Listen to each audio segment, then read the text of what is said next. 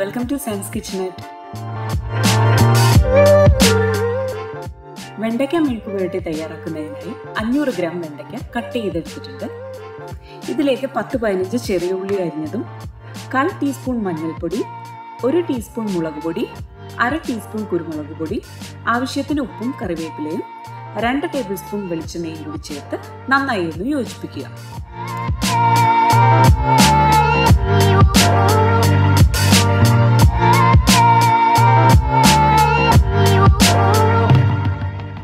Gas on ചെയ്ത് ആദ്യത്തെ ഒരു 5 മിനിറ്റ് മീഡിയം ടു ഹൈ ഫ്ലെയിമിൽ വെച്ച് ഇത് കുക്ക് ചെയ്യുക.